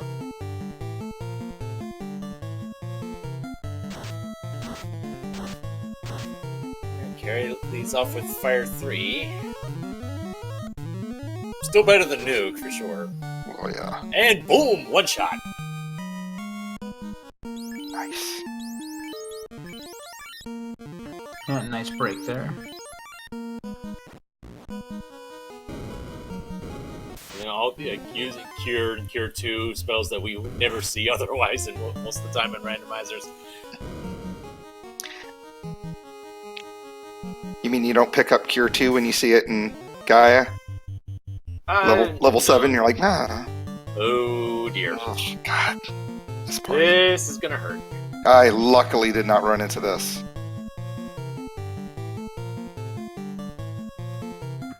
Got some ice too. I think he might have selected Lit 3 instead of Ice 3. It looked like it. Yeah, he did. I don't know if he had any charges of ice 3. I don't think he was high enough. He does. He does. Oh, he does? Alright. Got like 3 charges of them left. But of course, maybe he's like me, when just the following logic. If it's an ice, it's a water enemy. Obviously, you use lightning. Yeah. Well, you know, that's where your vanilla everything knowledge has come in handy, and it was one of the reasons you were able to pull off this victory. Is clearly slightly stronger grasp of some of the subtleties and weirdnesses of this game's vanilla enemies. Now, we don't shuffle the resistances anyway, but the point stands. Yeah. I mean, just though the Lit 3s did get the job done in the end, though. Yeah, as long as he didn't use his Ice 2s. Not that I think he would, like, plow through those, 3 castings of fast he has on each of his people, but it's better to, like, throw out that Lit 3, I suppose, than waste those level 4 charges.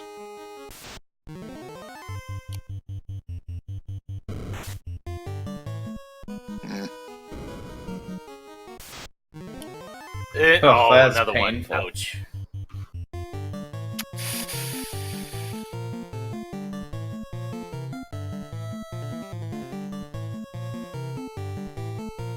Still using Lit 3, though.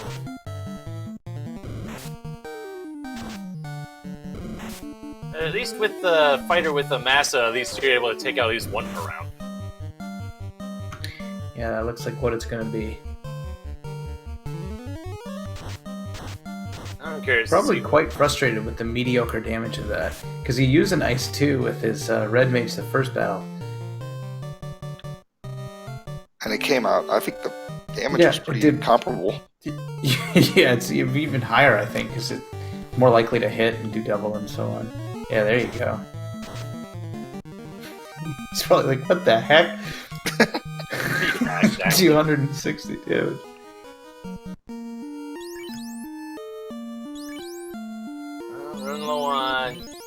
healing spells.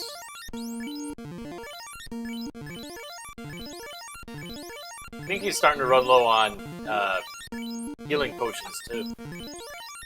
Must have forgot to stock up. 20, yeah, he's been getting low. using quite a few over the course of this dive.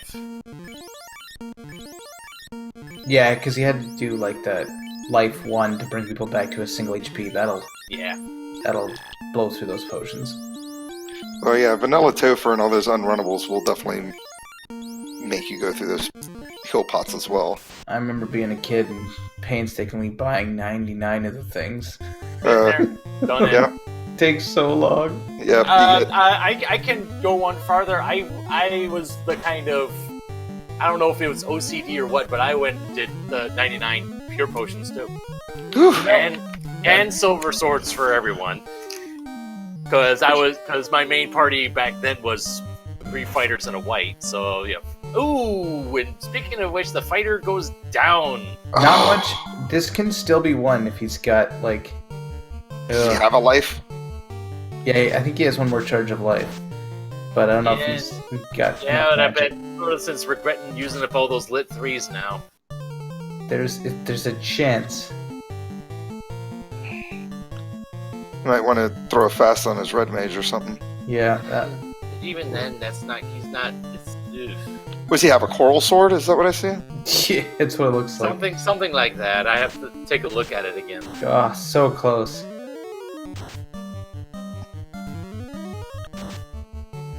Yes. Oh, okay. Well, yes. Good job. Victory was had. Okay. There you go.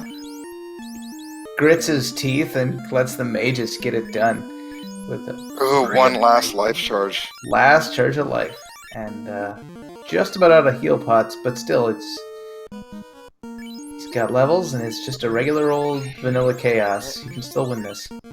Just enough to full heal the fighter, but that's it.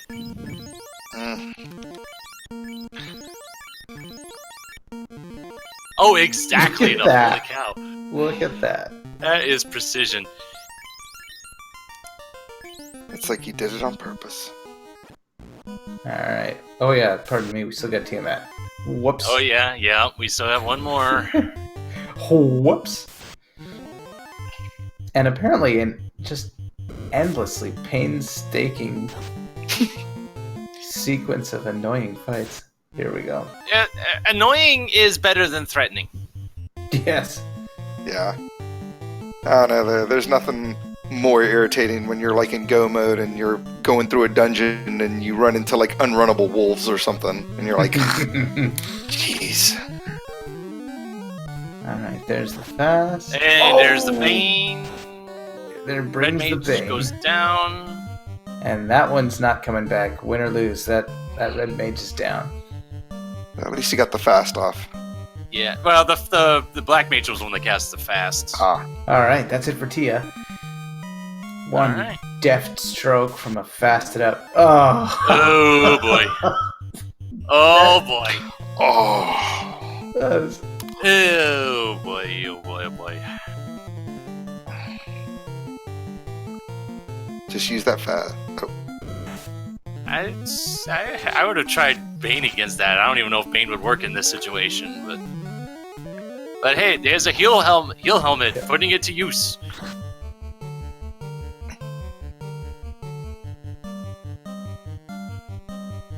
Yep, there's the Bane.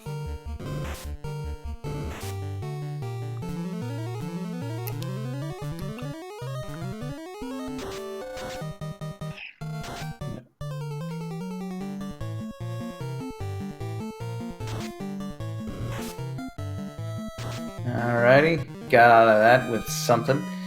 Let's see, completely out of heal potions. I think the white mage is almost completely out of heal magic too, if not completely out, so this might be it.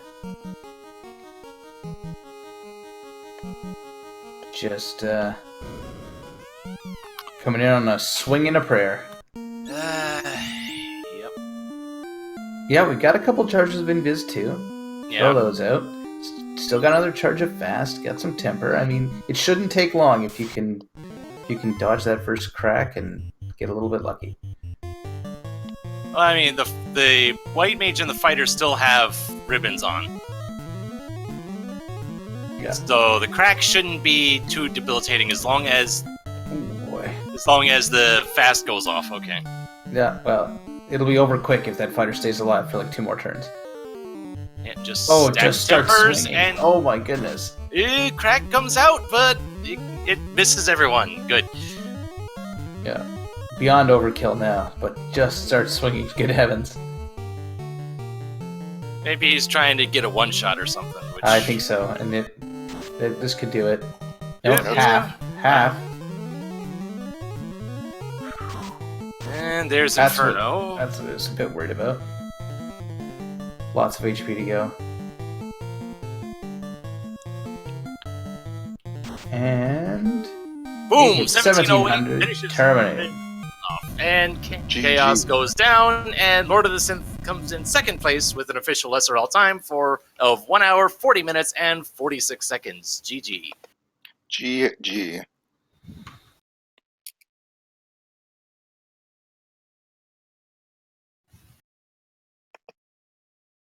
And with that in the books, let me reiterate to clarify some things I have said incorrectly earlier on the stream. This loser's bracket is best of 3, just like the winner's bracket. So Gregory Puff moves up 1-0 over Lord of the Synth, but the match will continue when they schedule their next round. And from there, we'll see if Lord of the Synth can even this up and give us a dramatic round 3. I'm not too familiar. Who chooses the flags on round 3? Round 3, would it be random, or is there what's the system on that? It's going to be the highest seed again. So basically, I choose flags this time. He chooses flags next time, and then if we go to game 3, I'll choose flags again. Okay. If you go to game 3. Yeah.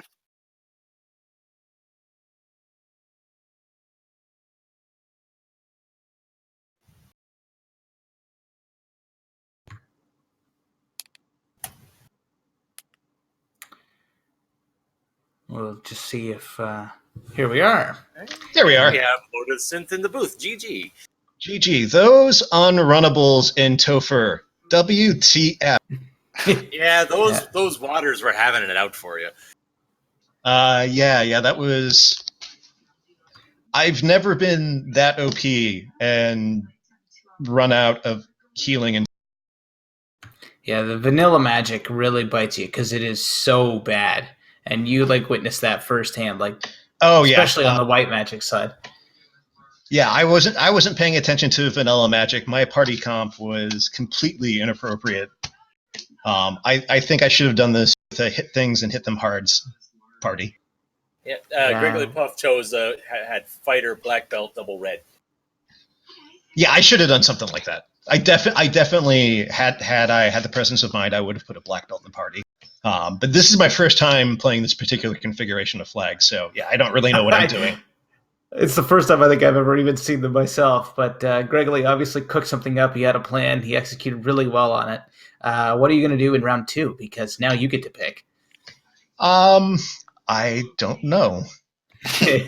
I suspect, and you can confirm or deny now, but they are not going to be another replay of this. I mean, I don't know. All the same, I had fun running these flags. Vanilla enemies are nice because you can rely on that book knowledge that you may or may not have about where to go, what to do, where all of the death traps are, and my vanilla it's making knowledge a bit of a comeback. Yeah, see, that's another thing. But vanilla magic that can just stay in the trash can, as far as I'm concerned.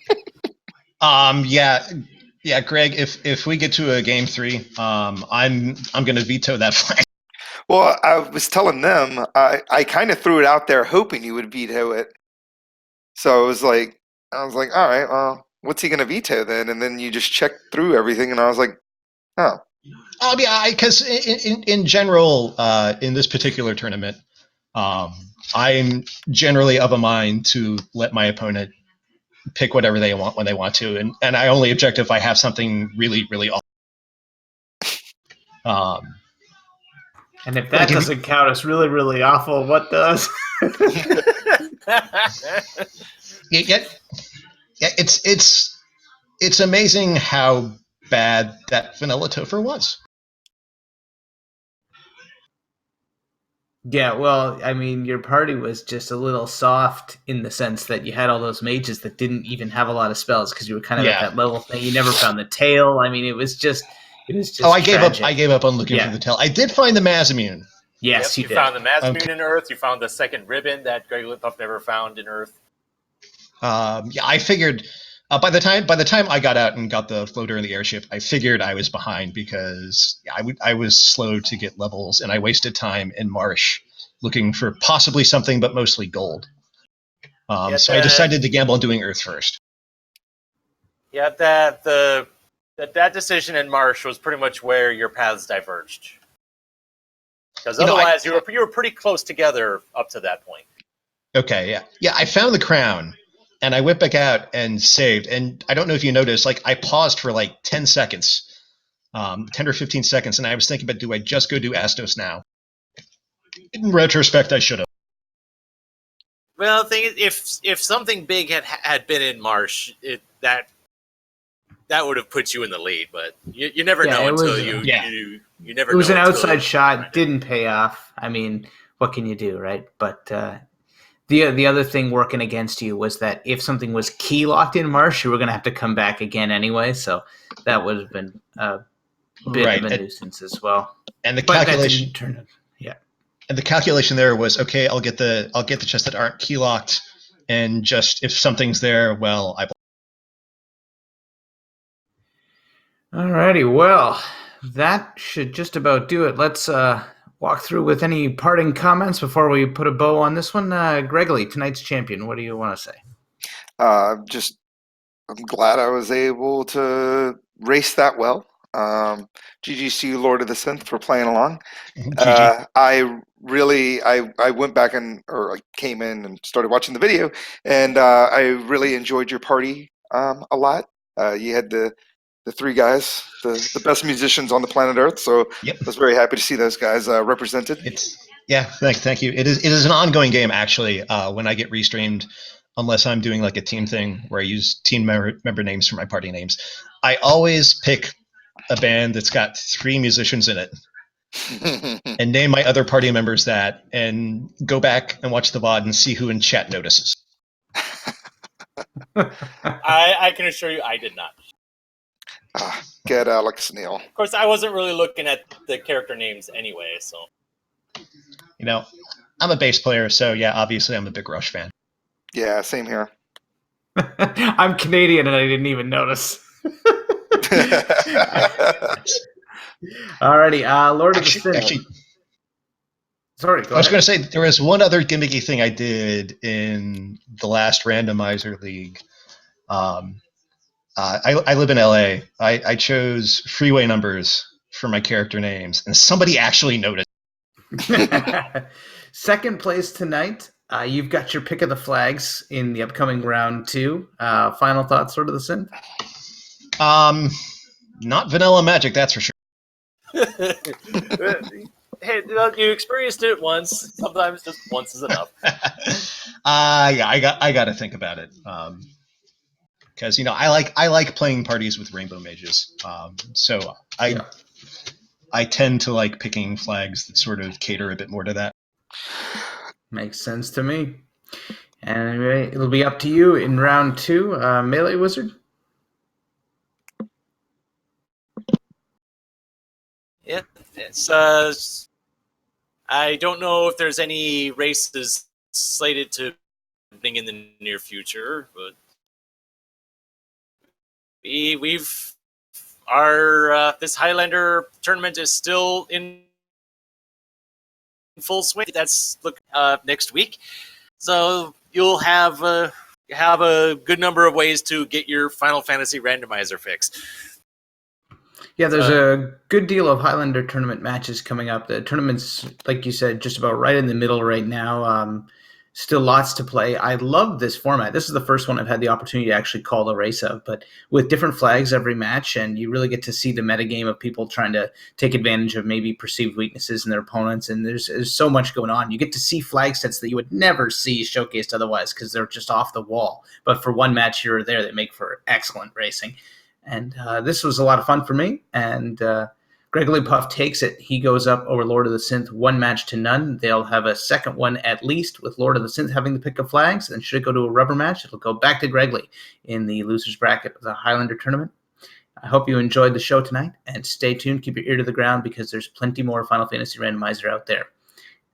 Good night for now, and we'll see you next time.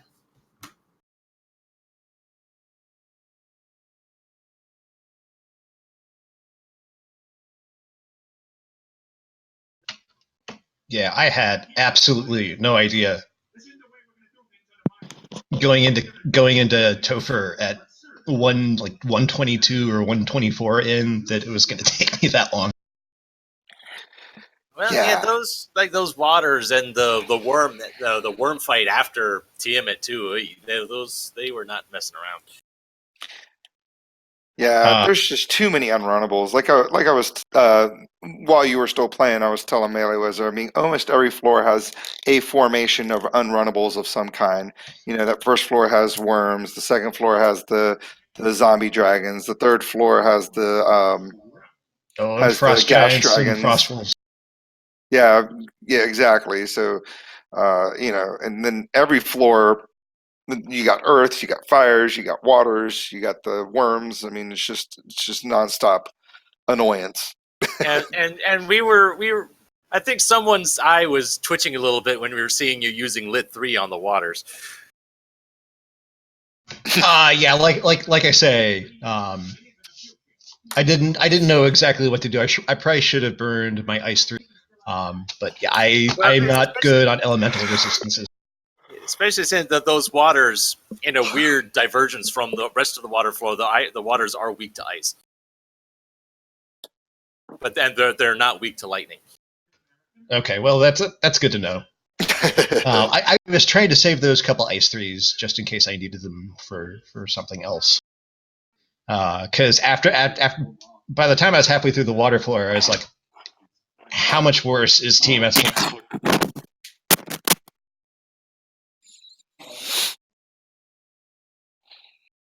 But yeah, GG guys. Thank you for restreaming. I totally wasn't expecting one. Yeah, that was really awesome. Thank you guys. I'm going to go on ahead and get some sleep since I'm on the East Coast and it's like almost 1 in the morning, or it's past 1 in the morning here. So you guys have a good... Same. I have to walk to the store and back, and then I'll have dinner. Nice. Finally. All right, man. GG, dude. Have a good night. All right. Yep, y'all have a nice one. Yep, have a good one.